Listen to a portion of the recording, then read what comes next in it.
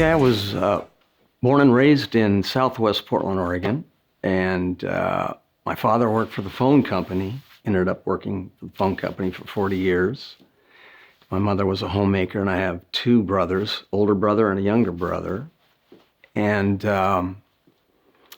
it was a nice upbringing. It really was. It was very neighborhood, community-oriented neighborhood, and lots of kids same age. And my parents, James and Beverly, were just very noble people. They were Christian, but just always walked the walk and never talked the talk. So it was something that was in the household, but it was never force-fed to me in any way. I mean, we did go to Sunday school until I wanted to play baseball instead, but and my older brother was always really supportive, just 2 years difference. And same with his musical tastes kind of intersected with mine, or else he turned me on to some, as the years went by, onto some new music. And on my father was, I guess you would say, a stoic German background and real practical and unbelievable work ethic. And on my mother's side, music goes way back. My great aunt was in vaudeville, and she was taught piano to all of us starting at a very young age. And my aunt was a classically trained pianist who also played church organ, those huge church organs, which is quite something to see when she used to babysit me and my cousin. So the music was always there, and my mother always had really hip taste. But so starting when I was very, very young, I remember, and I'm talking age 6, 7. Yeah, I remember my older brother and I pulled out an Elvis Presley album she had, and it just made this amazing impression on me. And at the time, I'm assuming that my brother is getting the same buzz. And he did love music, but I mean, it was always there. But I guess I didn't realize it until years later, looking back, the impact that music from as early as I can remember. And of course, taking piano lessons and all my mother's side of the family, very, very musical. So it was always there. And so I would listen to some of my mom's records. Yeah, I remember she had like Roberta Flack, Ray Charles. They loved Sinatra, Tony Bennett. That was which I still do, of course. And sports was really the thing in my childhood and all through high school and even 1 year of college. That was kind of my focus. And between sports and music as a young guy, and I was always kind of an anxious kid, and it really gave me a sense of belonging and a sense of, some confidence and being in a community of other people, because I was shy. But sports really was a focus: baseball, basketball, and football, and neighborhood. It was just always outdoors playing whatever season of sport it was. Little league, all organized baseball and all those things. And then we had moved to a different neighborhood. So this was more of a lower middle class, and this was more a middle class neighborhood in the South. Is still in the Southwest. I'm sure my parents did it because the school was better. And then kind of this new group of friends, but it was always sports. But in our spare time, it was always music. And for me, early on, it was electric blues guitar players. And I remember seeing John Lee Hooker at Reed College.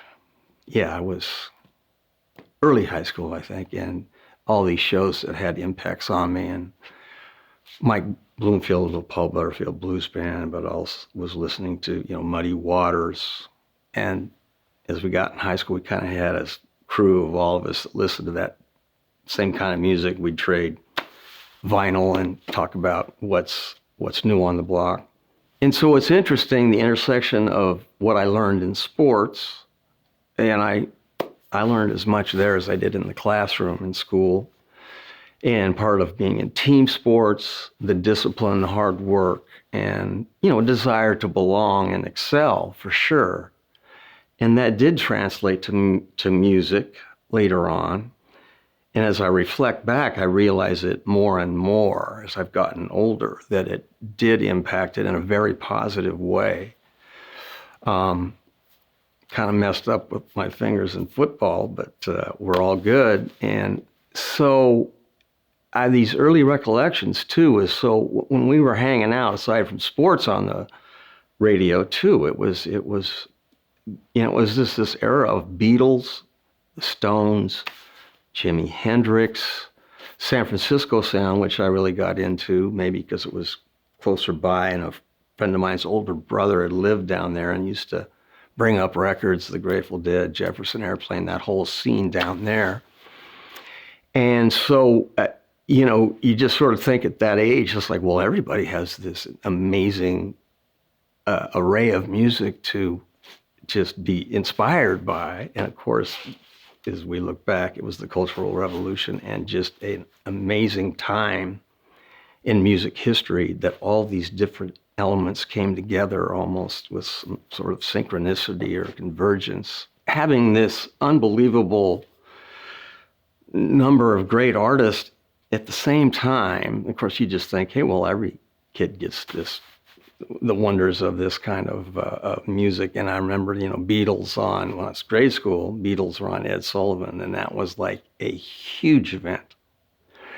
And they were on more than once. And all of a sudden being more aware of music, and also at that time started buying vinyl, which my parents were always cool about. So, my record player was like right near my bed, so I'd listen. I was always nocturnal to stuff. I'd listen to Bob Dylan, Blonde on Blonde, time after time after time. So it was always in my head, but it was never presented as music being a way you could ever make a living. No, you're going to go to college and you're going to do X, Y, Z. But and then in grade school, so you had these very memorable events. And at one Christmas, I think I was 11, and my cousins, my uncle had a guitar, and the families, my mother and the two sisters and their kids, were all just about the same ages, and he had a guitar. So at the beach, the guitar get passed around, and then my older cousin got one, and then another cousin got one. So I basically begged my parents, and one Christmas when I was 11, I got a guitar. It was a nylon string guitar. And I just loved it. And me and my cousins would also kind of, at young ages, would get together and play folk songs and some Beatles and stuff like that. And then, I guess more like 8th grade, but certainly when I was a freshman in high school. But it's so interesting. When I was in 8th grade, I'd heard about guys in a neighboring grade school that also played music. And somehow you just sort of find yourself, but they also played sports. And so it's probably when we were playing sports, football in 8th grade, Pop Warner football, they call it. And so, you just end up seeking each other out. And so we would sort of jam and noodle around. And this one friend's older brother was in a very popular band and had this amazing Gretsch guitar under his bed that we would just open the case and just marvel at. So then in high school, I became really immersed through vinyl with blues. In the beginning, it was Muddy Waters, and we were Blues Breakers, those early records of the Brits doing really great slants on genuine blues music. Buddy Guy, and also Motown. So Motown was the other thing that I just was so, and especially Smokey Robinson, the Temptations, the Four Tops, Marvin Gaye a little later on, but so Motown was along with electric blues, and then I started to get also some acoustic blues, Sonny Terry, Brownie McGee, some of that old stuff, and so it was just I was always very eclectic, and also just from my parents hearing, Sinatra and those things. So I was always very open-minded, but. And then in high school, we actually had a friend who was a bass player. His mom was divorced, which was very rare in those days. But at his house, we had a stage, drum kit, PA. And so we'd just go there on the weekends and just jam without, this was just, we wanted to do it and it was fun. It wasn't any like, oh man, maybe I can pursue this in some way. It was just more of just a fun thing to do with your friends, and sports was still took up most of my time along with school.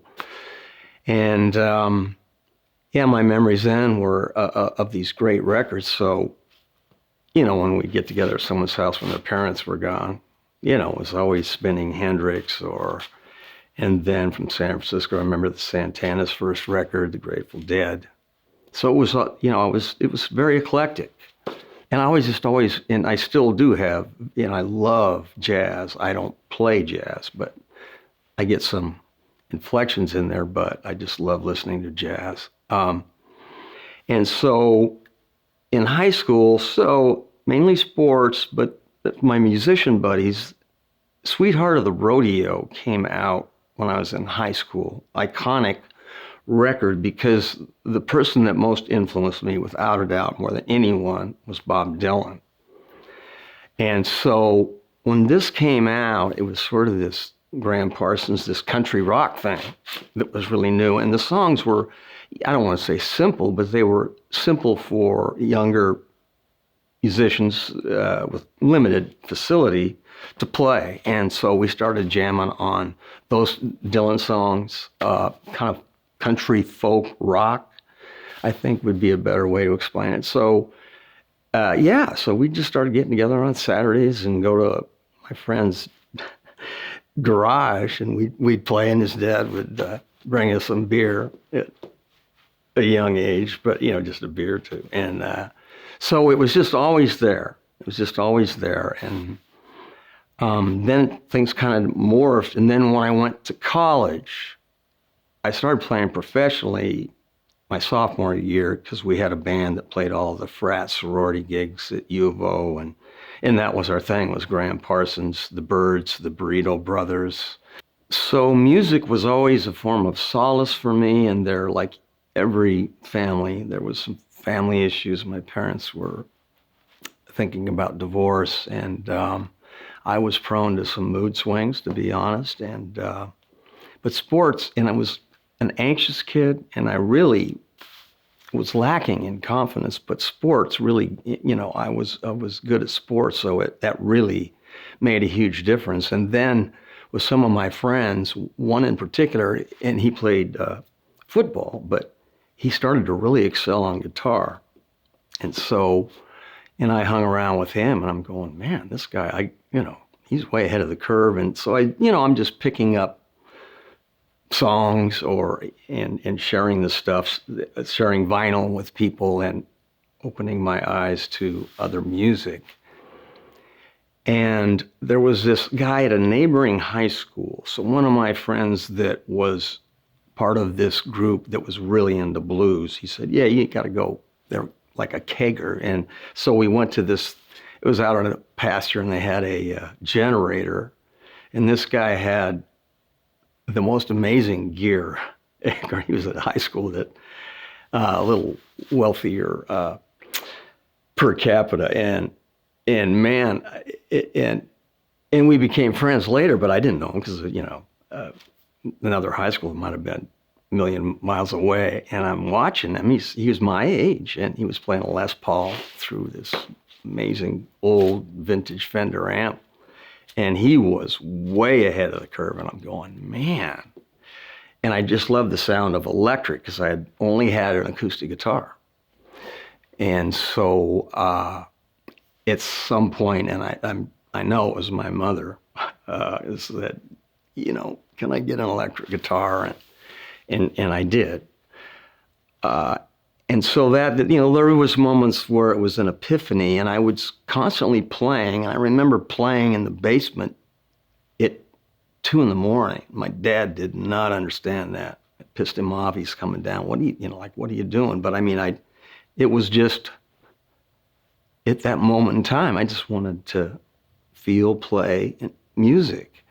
So it was constantly part of my life, big part of my life. And then as sports took a back seat, then I guess I just really wanted to excel and be a good musician, because it was still not presented to me in a way like, hey, you might be able to do this as a living. No, it was never laid out that way. And I was in college, but that's when I was playing professionally, and the money was pretty good. At 19, and we were doing Dylan and derivatives, the Byrds, the Burrito Brothers. And from there, I remember I went to see Waylon Jennings in Springfield, Oregon, which was blue-collar lumber. This was before he was famous. And I think me and my girlfriend at the time were the only college kids there, but I just was reading these interviews and always reading Guitar Player magazine in the library, and just, something I really wanted to do, but didn't think of it in a future type of situation. So, and I went and saw him, and it was like seeing the Rolling Stones. I mean, it was just, there's certain concerts in your life, and that certainly was top 5. And I'd seen Dylan several times. And then, so the journey in this, and then in college, I got B's by kind of bullshitting my way through it, but music was always there. And if I wasn't playing, the records were always spinning. Always. I mean, my stereo was always on, as were my roommates. So this band we had on campus for 3 years, was really popular. And then me and the lead singer, and I was harmony singer and lead guitar player, we'd do duos and got paid good money and really learned 2-part harmonies and just playing the guitar in a situation where, people are tuned in. It's just a more intense and better experience for learning than just noodling around at home. So we were doing that a lot. And so then after I graduated from U of O, I came from a family of lawyers, grandfather, uncles. And I guess it was sort of presented in this family way. Well, that's a profession you should look into. And so I remember taking the LSAT, I think it was called.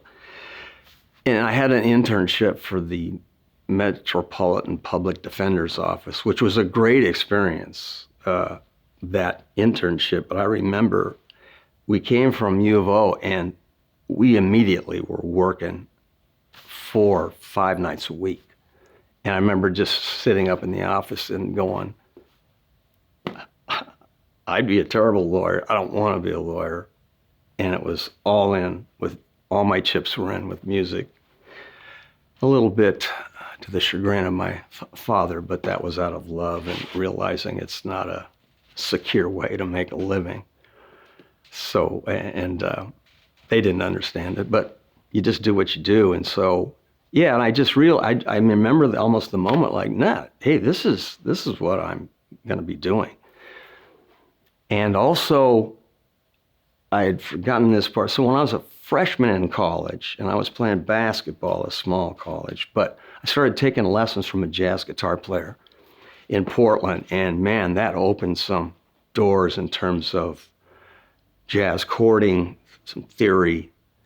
And so even though I was playing sports, but that, that was part of the art, was having this great teacher turn me on to all these great jazz guitar players that borrowed a lot from the blues, of course. And I was into B.B. King, Albert King, and still just love jazz and jazz guitar. So I always sought out, I was self-taught and never learned to read music or any of that. But as it turned out, even when I was in Nashville, it numbered charts and things. But so it was always jazz guys. And the first one, it was the color of these new chords. Because, with Dylan, it was, I guess you would call them folk chords. And all of a sudden I'm learning altered chords and just the color and the beauty and the sound. It was, and also being new. Used to kind of music that, if it's Dylan or the Byrds, it was standard first position type chords. And then also he'd show me his vinyl. And so I'm starting to listen to Kenny Burrell and George Benson, Pat Martino, and this long list. And then, man, and as a listening experience too, the complexities of it. And I don't pretend to be a jazz guitar player. I kind of have my thing, which is more country rock, singer-songwriter. But I certainly borrowed from those lessons that I learned, and also moving up and down the fretboard. And that was a very disciplined study that I had with him in terms of famous jazz guitar player Howard Roberts had a system, and I still use it to this day as it chopped down the fingerboard and all these different fingerings. So those were invaluable in terms of just opening my mind up to these amazing ways, and certainly much of it worked well in the context of which I was playing. Those things that I learned from these teachers. And I also took some fingerpick lessons at U of O, but it usually was jazz guitar players. So it was, and still is. I mean, I still remember lessons and things that I had learned initially, and I'm still using those vocabulary or bag of tricks, whatever you want to call it.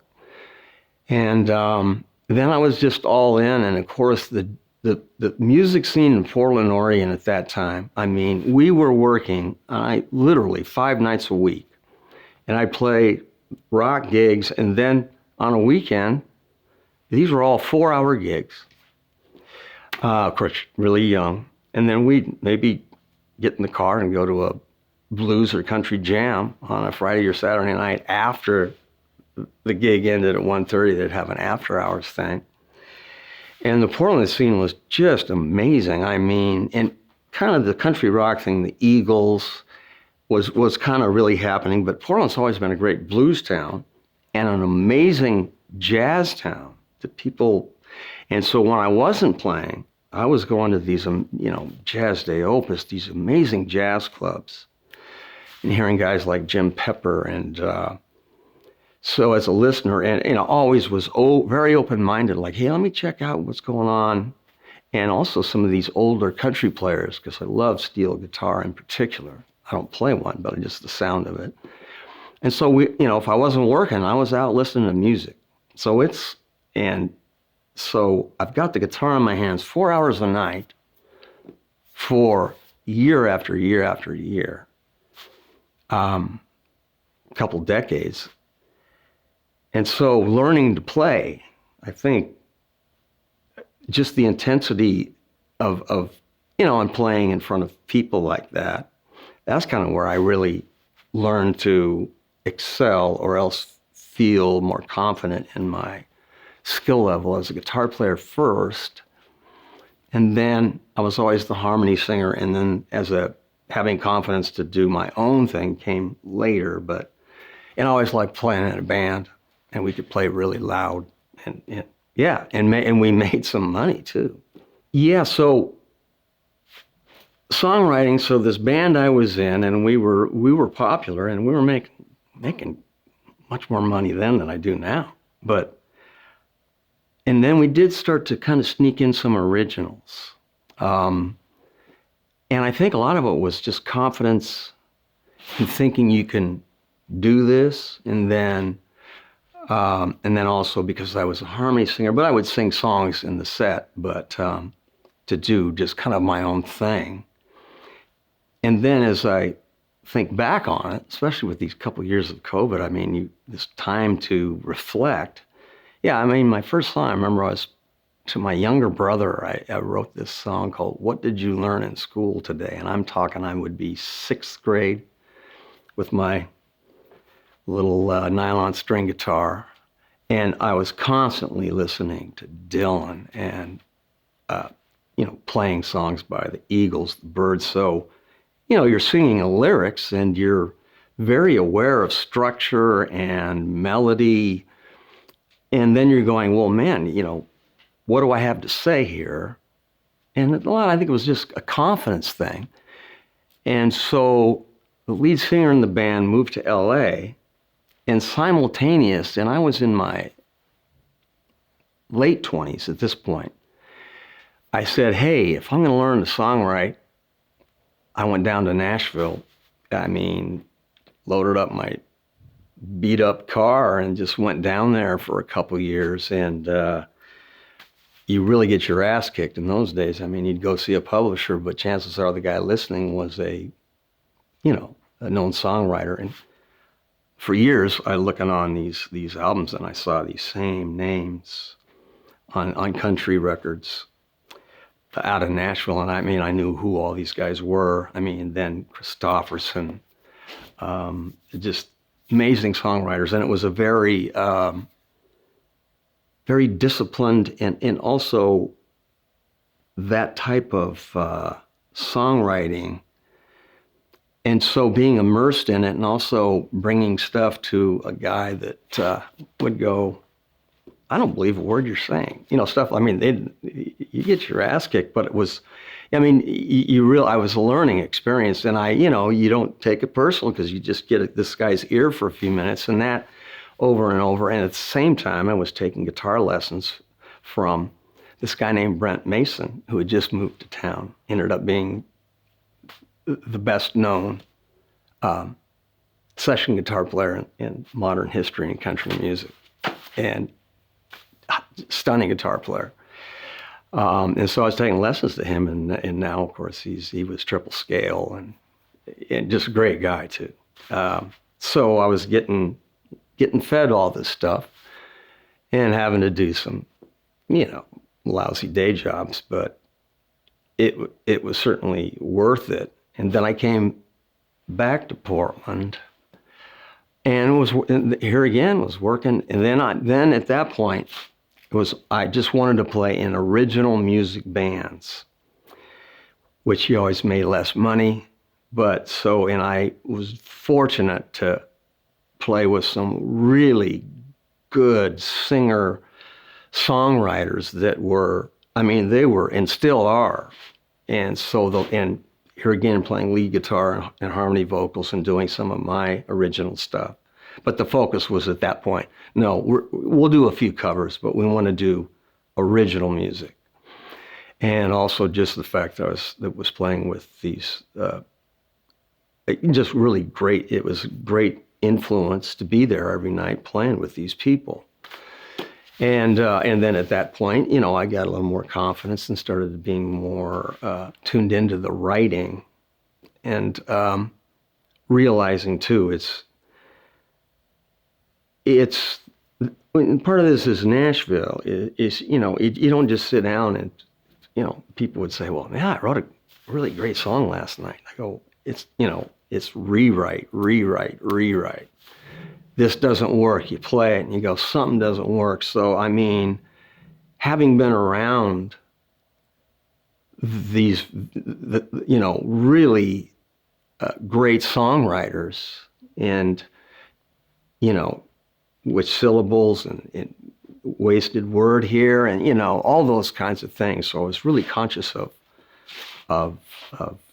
the craft of it, having been around these really great songwriters and just constantly hearing it. And then of course the greats. So then it became more of a focus at one point it became, because it was more demanding of my time, the guitar became secondary because I think, you have so many hours in the day. I think more of it in that point became songwriting, because it's tedious. I remember being up in my studio in a house that I had, and being up there for 4 or 5 hours at a time, and coming down. My girlfriend at the time, she'd be going to work because I didn't realize, it was daybreak. And so I was really vested in getting good at it, and also having access to constructive criticism. And also, it gave me this rather high standard to live up to, which can be a double-edged sword. It's like, man, this is not that good, but it gave me a frame of reference and something to shoot for.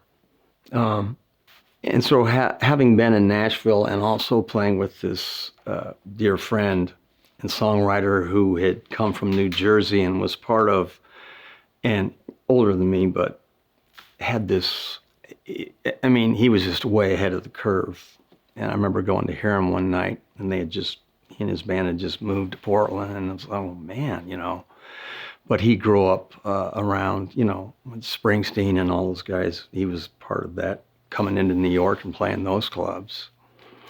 But also in Nashville, and I don't like the term formula, but there's a discipline and a song form that had been so successful over the years. Also, brevity, and, for radio, yeah, you need to keep it under 3 minutes and 40 seconds. And so just really studying, and also just being around these older songwriters that would just go, hey, dude, this ain't working, toss it. And so that element of rewriting and going, this doesn't work, or even just starting with the title. If the idea is strong enough, because you got to be able to hang 2, 3 verses and a bridge without being repetitive. So, just these things that became second nature after, and that's one. I go, well, this is, or else just something that's so cliched. It's like, so at the same time, you're trying to do something unique enough, but still there's got to be the song form. And of course, you look at, Christopherson, for instance. Al Green had those huge hits, and Aretha did country tunes from the band. And so my love of R&B and country, and musicians know it, but a lot of people don't know it. They're about an inch away from each other, which is why some of those great country songs, Willie Nelson wrote songs that are jazz and blues standards. And I was into Willie long before he was famous, because songwriters, of course, knew all about him from these great songs he'd written for Patsy Cline.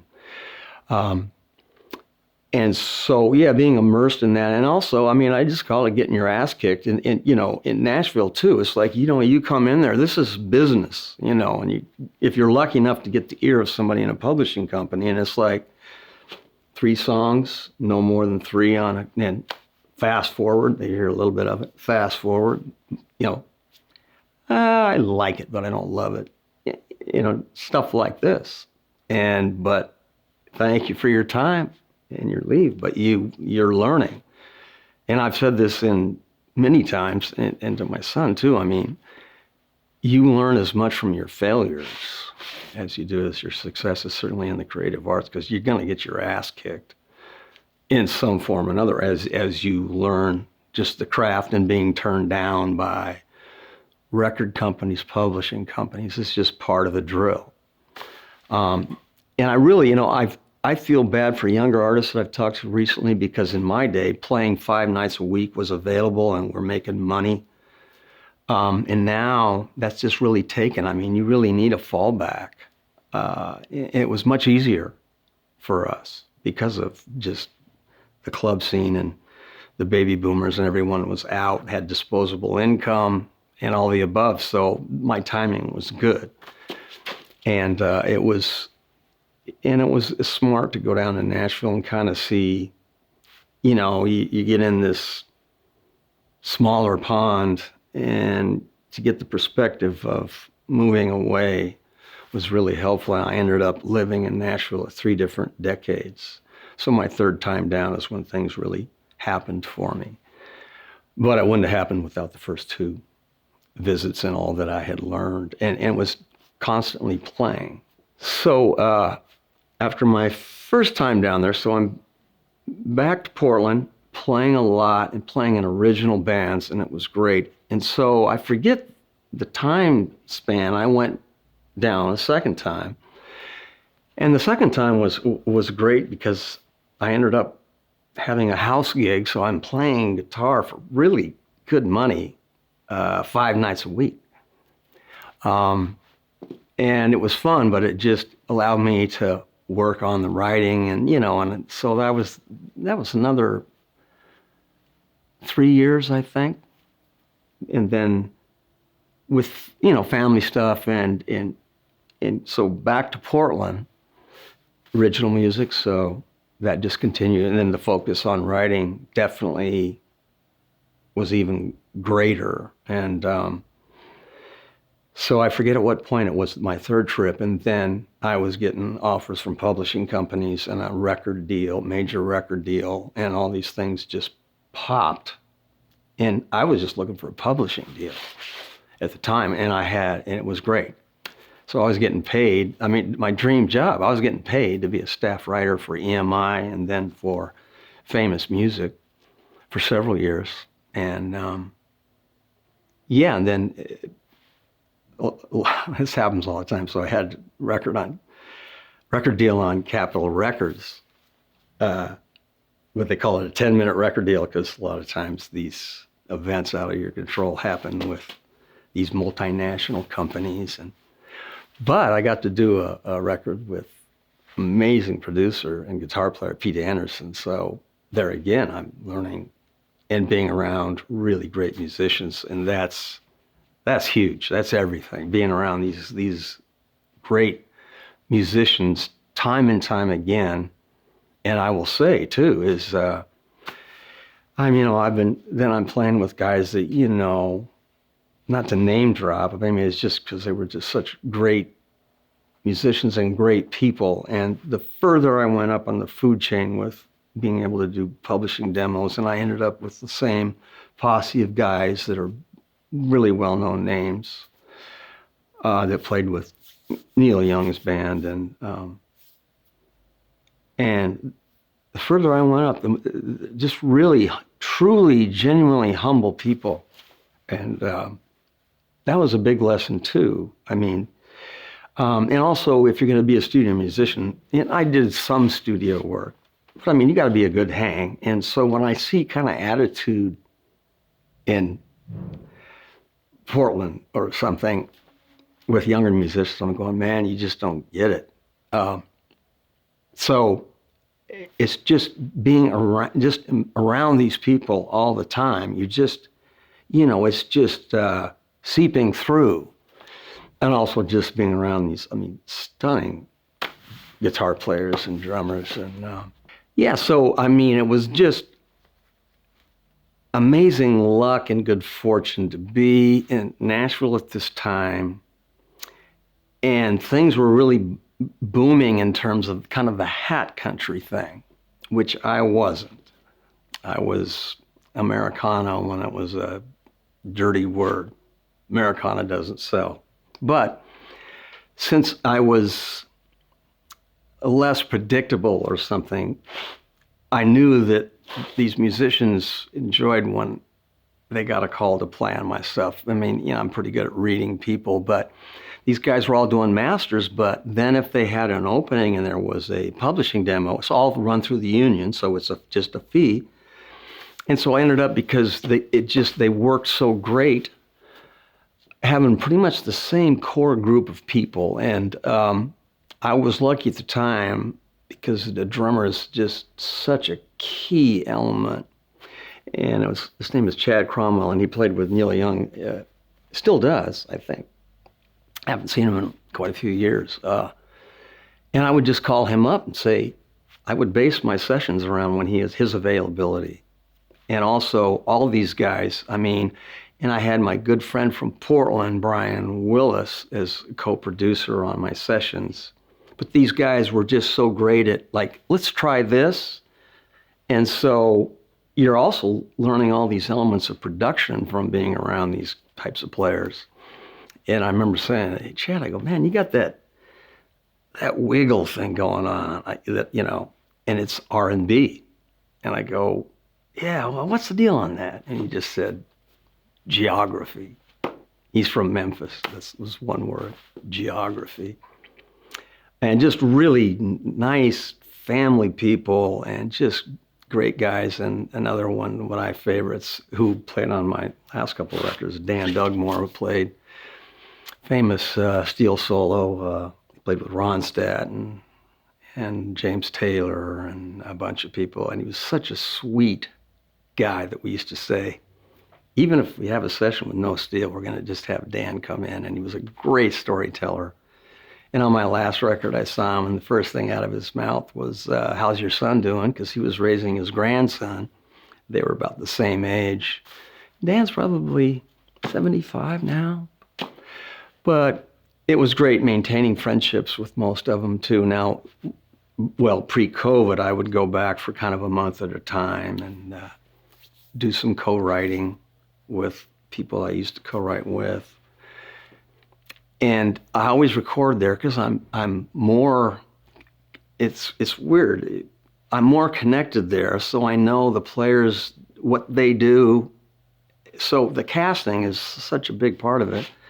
But I just, I can get there. Sometimes I can't get there from here because of scheduling, and it's just much easier for me down there. So I don't think I've ever done a record in Portland. It's always go down there. And my son lives there. He was born and raised there because I lived there for a long time, my last trip. But it's also just that continuing learning experience, being around people like that. And, there's this guitar player, Richard Bennett, had him on a couple things. And just, it's parts playing. And of course the Beatles, you play the song, and sometimes that gets lost in, with some musicians, like the dynamics of it all, and that's certainly part of singer-songwriting, is, when to stay out of the way. And so at the same time, I'm learning a lot about production, which was great, because it just stays with you. You learn these things, or someone makes these suggestions, you go, wow. I said, why didn't I think of that? So, and it continues to this day, for sure. So every time I go down, and the last couple of years with COVID, it's been crazy. And I really, for the first time in my life, more circumstantial. I guess you could call it a writer's block. I just haven't been productive, and it was disruptions and family things, and lost a couple friends, cancer, and so I'm trying to get my groove back, really. But I feel so fortunate that my phone still rings and people want me to play. And so I've been doing some band gigs, solo, duo stuff. And I'm so grateful. I'm just so grateful, because you never know when the phone stops ringing. You get to a certain age, and it's just part of the game. And certainly when I started, and even now, because, I had these successes in conventional terms, publishing, but my goal was always to be a good musician and a good songwriter. I was, and now I see younger musicians, it's the voice and YouTube, and guys become famous with a video and it seems like it's more of a short term, like, if I get the brass ring in the next 5 years, great, and they want the trappings, and I understand, and I understand that. And it's kind of the look being so much more important. But in my day, all of us just, it wasn't, it'd be great to get a record deal, but it was just always, I want to be better at what I'm doing. And that was just always and still is, because I got so much to learn still. And and same with songwriting and getting really back to it, because I've just, these last couple of years, I've kind of been derailed in that way. So anyway, I mean, I see a difference in the mindset too, but also we were lucky because we were making money that allowed us to, if I needed a new guitar, I'd just go paint a house, or wanted a new guitar. So yeah, I just realized the timing of all this stuff. I was just very, very lucky. And I see the struggle for younger musicians too. I mean, fewer gigs and you don't get paid much, and some of them, which are, I just love it when I see these younger musicians, be it blues singer-songwriters here in Portland, that really have their shit together. It's inspiring to me, and there's some that are really gifted. So yeah, just to make it clear too, is in my day, the focus was record deal, because that was the thing, and there was so many more record companies then. It's just shrunk to these in Nashville, it used to be like 13. I think they've all, get swallowed up by the bigger companies. And so that was the end game, because that's what it happened. It happened to some really talented people here in Portland that had big hits on radio, and really great musicians too. I mean, New Shoes and Marvin Rindy with Quarter Flash.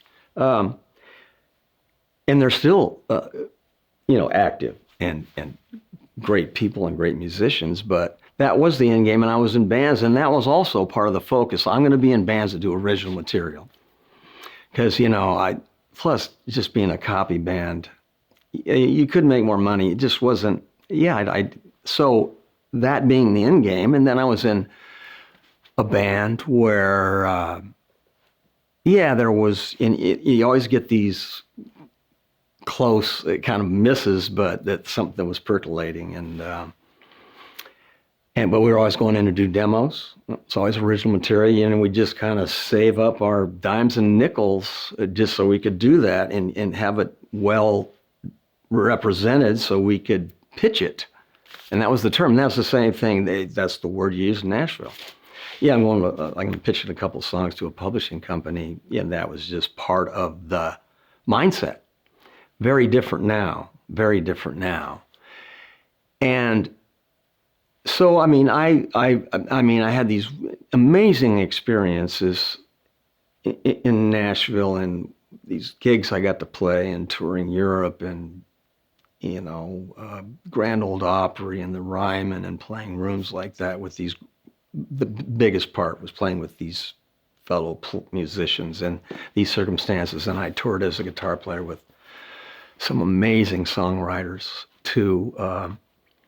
But you always realize, because of age, and also the wind started to change, because, she's huge now, Taylor Swift. So songwriters that had big hits that were good friends of mine, it's just like the whole thing flipped. And, what's that line? Well, son, that song is deep, but we ain't looking for deep, and you could just see in some of these guys that had really solid publishing deals because they'd had big hits. It's all of a sudden, it's like, it was a whole different landscape. And as you get older, the ride's going to end in those kinds of terms. But it never left me that, hey, I want to play music with good musicians. I want to play original music. And, I'm back playing some really small venues, but that's okay, because I still love it like I did when I was 21. So just the playing with good friends and good musicians, hey, I'm digging it, because it's gonna, you're gonna have, it's just the nature of performing arts. There's these ups and these downs and these ups and these downs. It's just the way it is, and it's not for the faint of heart to get into if you want to make a living at it, which goes back to the discipline and paying the dues and being open to criticism and open to people that can help you in some way. And it's just so different, as I look around at younger musicians and less opportunities, and of course, youth and the look. In my day, that wasn't, what it is certainly now. And I understand, it's just the nature of the business. And I understand it all. I mean, in terms of, young and younger, and they're, look like runway models and all that. But also, it's just great for me to see choices made by some really young musicians, singer-songwriters, or whatever, that are based on the same ideas that we used to have. Because there's a couple where I knew if they were to go more like in a pop thing, they'd make a hell of a lot more money, but they're choosing to do what's true to them. And so I'm hopeful, and I've seen some people here in Portland that are just, some young guys, great blues guitar and singer-songwriters.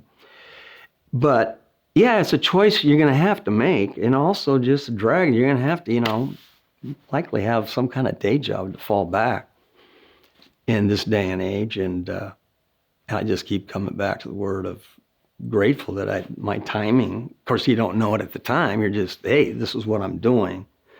And this is where I'm energized. And this is what turns me on, inspires me musically. And it was real clear to me, the original material and people I wanted to play with that weren't always maybe in the long run like the safest decision to make. But I always just opted for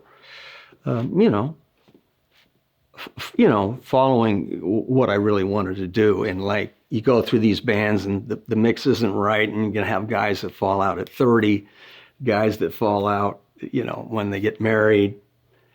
And so you just kind of find your niche in the people that you excel with, and they bring up your game when you're playing with these players. It's just, and I've just been lucky. So, with younger musicians, what's been great, this is post-COVID, so, I've just lucky to have been working, and I'm like a teenager. I've been going to see concerts, because now that people are touring again, every week, singer-songwriters, jazz guys. And Portland has, especially, there's some amazing and I use the term world-class, which I don't toss around, world-class jazz and blues players here in Portland that I go see all the time, that are my age and just thriving and just, it's just at the top of their game. And of course, those 2 years of, we missed it, but I think it's just the realization of just how much a part of who you are it was. I realized with COVID hit that I maybe hadn't gone more than 2 weeks without a gig in the last 30 plus years. And you just, I don't want to say you take it for granted, but now that we're all back and I'm going to support my friends and just see these great music, because I'm a fan of music, and these young people, it really, just the joy and wonder, and also the sense of community with an audience of people that you see that like what you're doing, and bandmates for sure, with 2 years, and then some of these guys I've been playing with for 40 years. And so the friendships are deep, and so is the synergy. And it's, like I said, it's just intrinsically, it's just, there's that old saying, music chooses you. You don't choose music. And it's really, there's some truth to that, because had I made any other choice, I would have been utterly miserable. It's something, I have to do this. And so the pitfalls, and there was many, but this is part of the journey. So, and to be working at my age. And so for these younger people, just the joy and the sense of community with your fellow musicians, and also just being at some smaller venue gigs as a fan, and then also playing them. I maybe for a moment I kind of lost the buzz of just the vibe of that.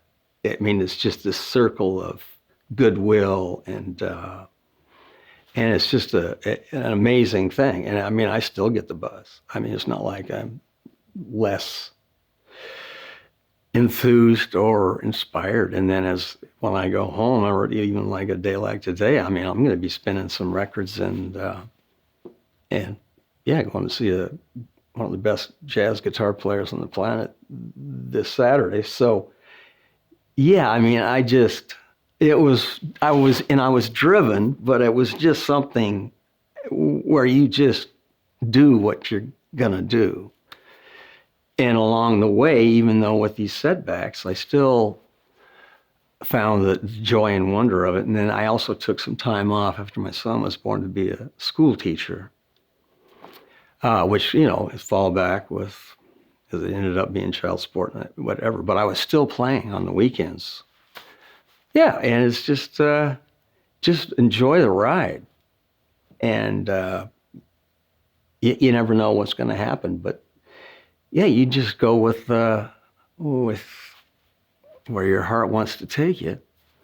And then it's always great because as you see yourself getting better, you're 30, and then at 32, you're going, yeah, well, these songs feel stronger or feel better, and your confidence is up. So yeah, just keep on keeping. I have not one single regret of the choice, and I'm like I said, I still got a little rubber on the tires, so all good.